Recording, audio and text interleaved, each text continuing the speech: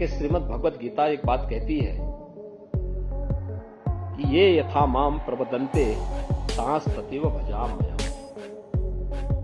यानी श्रीमद् भगवद गीता में भगवान कहते हैं कि जो मुझे जिस दृष्टि से देखता है, जिस रूप में भजता है, मैं उसको उसी रूप में दिखाई देता हूं। जिसने जिस रूप में प्रयागराज को देखा, महाकुंभ को जिस रूप में देखा, उसको वही दर्शन होती है।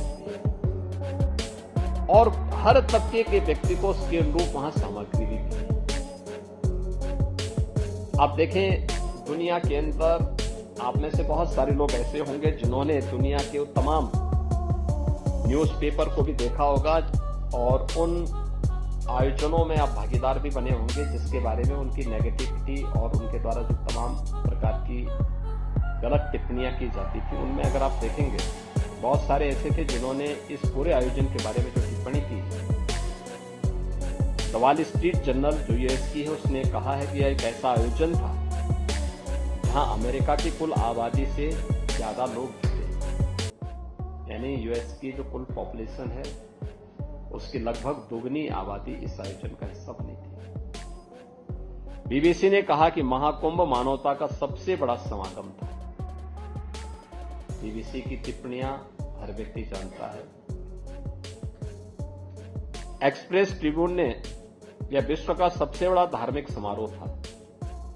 द न्यूयॉर्क टाइम्स ने लिखा है कि आयोजन न केवल श्रद्धालुओं और पर्यटकों, यानी इस आयोजन में न केवल श्रद्धालु और पर्यटक ही नहीं बल्कि नेता और हस्तियां भी पहुंची। राइटर्स ने लिखा यह डिजिटल कुंभ था जिसमें व्यवस्था बनाने के लिए तकनीक का बेहतरीन इस्तेमाल किया गया था। हमने डिजिटल टूरिस्ट मैप भी जारी किया था। अगर किसी श्रद्धालु को कहीं जाना है तो उसके लिए उस प्रकार की व्यवस्था, क्यूआर कोड को डाउनलोड करिए, आप उसके माध्यम से वहां तक पहुंच सकते हैं। टॉयलेट की पोजीशन क्या है, आप उसके माध्यम से जानकारी ले सकते हैं।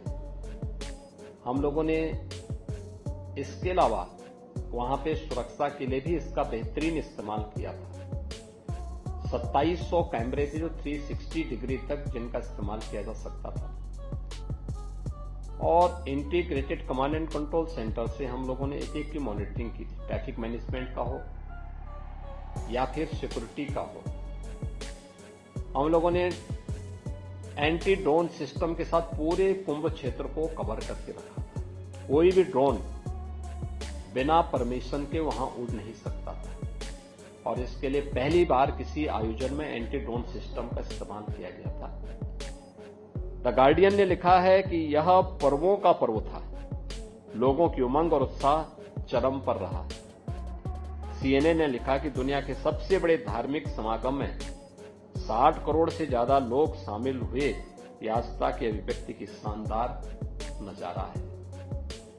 और यूनेस्को ने लिखा है, यूनेस्को के जो डायरेक्टर थे टिम कर्टिस, उन्होंने भी एक बयान इस पे जारी किया था। वे स्वयं महाकुंभ के आयोजन में भागीदार बने थे। उन्होंने भी इस बारे में लिखा कि यूनेस्को ने 2019 में कुंभ मेले को मानवता की अमूर्त सांस्कृतिक धरोहर के रूप में मान्यता दी। इससे पहले 2023 से इसके सामाजिक, आर्थिक और पर्यावरणीय प्रभावों की निगरानी की जा रही थी। कुंभ मेला प्राकृतिक और सांस्कृतिक धरोहर के रूप में विश्व को एक नई दृष्टि प्रदान करता है।